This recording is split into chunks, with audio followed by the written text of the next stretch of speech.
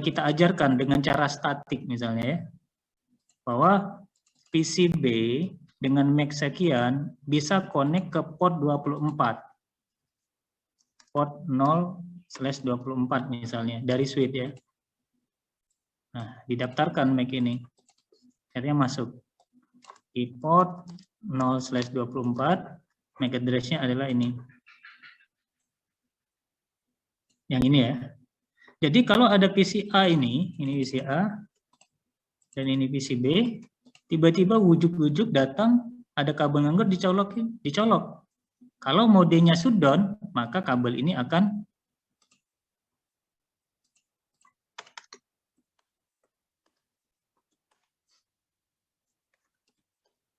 ini saya lakukan secara manual saja ya, shutdown, maka akan mati port ini.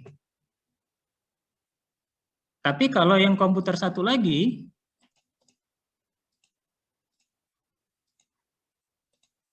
dia pakai kabel strike ya, nyolok ke port 24, dia akan menyala. Nah ini abaikan aja ya, yang ini saya lakukan secara manual. Dia akan nyala di sini. Nah, dan ini bisa menggunakan konsentrator ini untuk berbagi data dengan komputer yang lain. Nah, terkait dengan MAC address ini akan celaka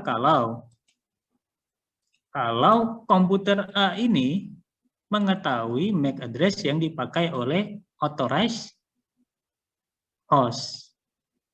Nah, ini misalnya MAC address-nya ini. MAC address ini bisa diklon oleh PCA. Sehingga PCA ini MAC address-nya jadi ini.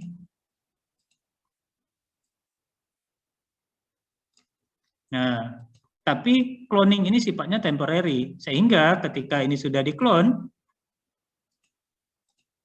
maka kalau PCA ini mau terhubung ke switch,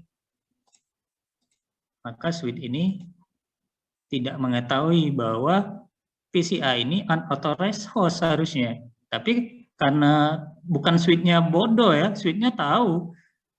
Switch itu membaca MAC address ini, bahwa PCA ini MAC address-nya adalah authorized host, sudah terdaftar di port 24, MAC address-nya adalah 5473, 5473, di dalam sini juga 5473. MAC address bisa dirubah kok secara temporary. Nah, kita bisa pakai clone MAC address, banyak tool yang beredar. Bahkan tanpa tool pun bisa, tapi untuk chipset-chipset tertentu ya, chipset-chipset dari chip kartu jaringan. Nah, biasanya bisa dirubah. Jadi kalau ada yang mau merubah silakan aja, cari aja softwarenya clone MAC address di internet, itu bisa di-clone. Makanya biasanya security itu keamanannya berlapis.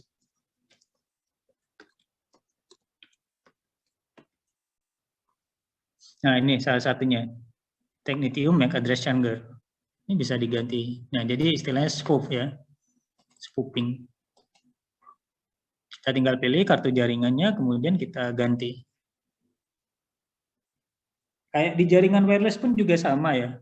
Jadi kalau di jaringan kabel dengan switch itu menggunakan MAC address untuk authorized ataupun unauthorized host, di jaringan wireless juga sama. Biasa wireless punya kemampuan untuk memfilter MAC address. Jadi kayak saya sekarang connect ke jaringan net Unstream in IDL, di sistemnya wirelessnya net Unstream.idl ini bisa memproteksi MAC address mana yang boleh akses, MAC address mana yang nggak boleh akses.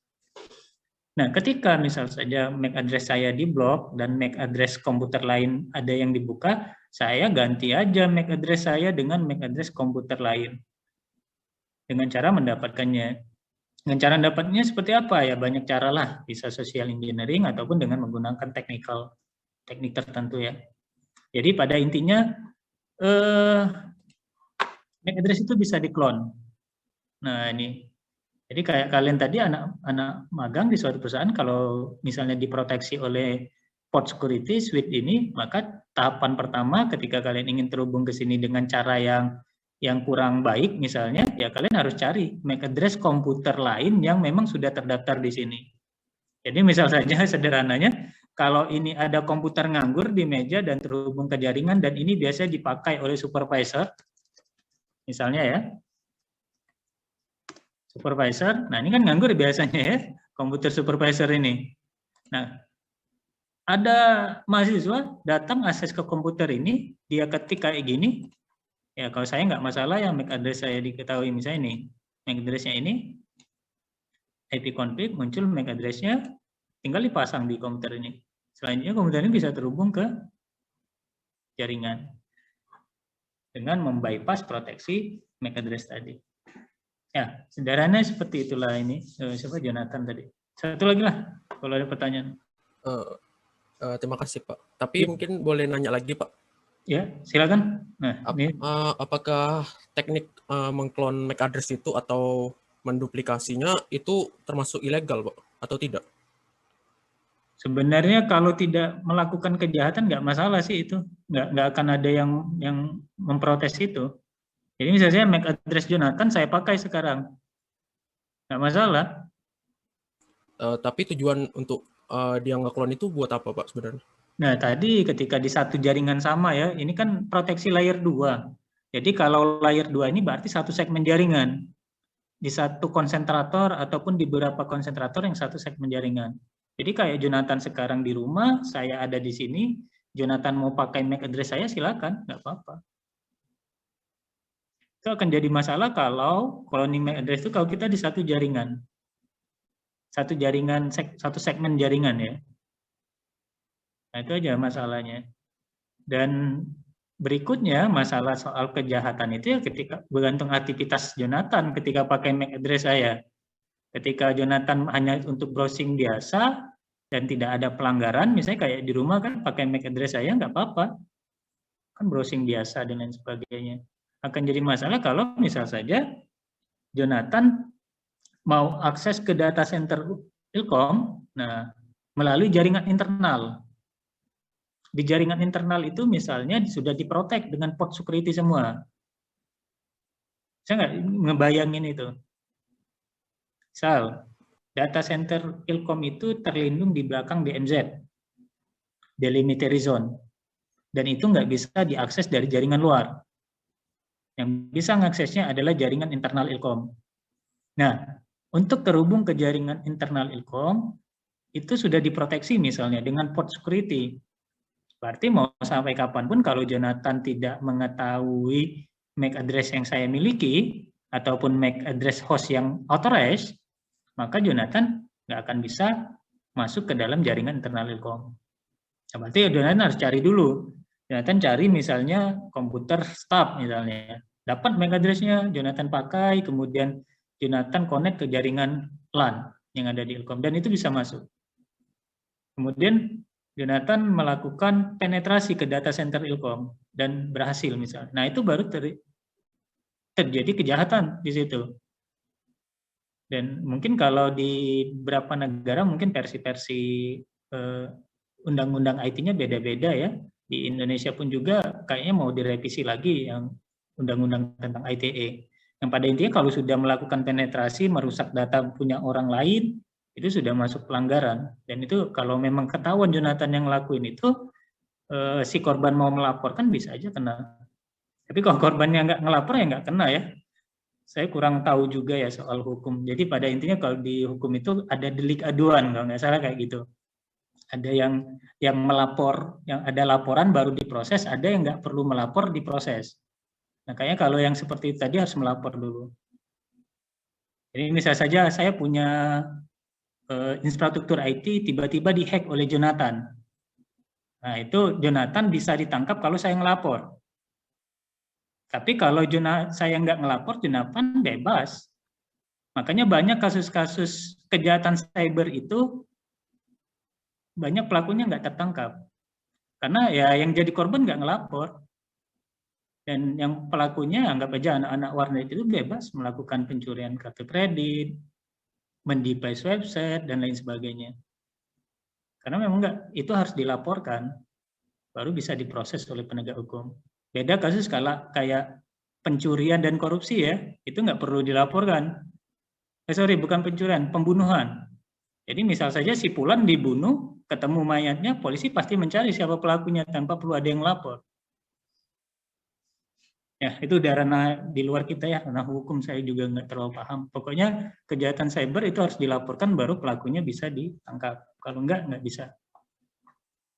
Jadi kalau hanya pakai MAC address saja, nggak melakukan tindakan kejahatan tetap aman lah kalau kita di segmen jaringan yang berbeda. Tapi kalau kita di segmen jaringan yang sama, nah ini bisa jadi masalah walaupun misalnya dua komputer tadi tidak melakukan aktivitas ilegal. Komputer itu hanya mengcloning MAC address komputer yang lain. Tapi di satu segmen, ingat cara kerja switch. Kerja switch kan berbasiskan port dan MAC address. Jadi kalau ada dua MAC address yang sama di port yang berbeda, nah ini bisa timbul persoalan kalau dua-duanya aktif. Tapi kalau salah satunya aktif, yang satunya lagi enggak, walaupun pakai dua MAC address yang sama, tetap aman. Ya intinya interface yang kita pakai dengan mengclone MAC address itu cara kerjanya akan normal kok. Jadi misalnya kayak ini, yang komputer MAC address ini tadi, sorry komputer A ini pakai MAC address B dan MAC address B ini nggak aktif ya, ini akan aman. Dan dia hanya mengirim data biasa, tidak melakukan tindak kejahatan, ya palingan dia bisa akses ke sini. Itu aja. So.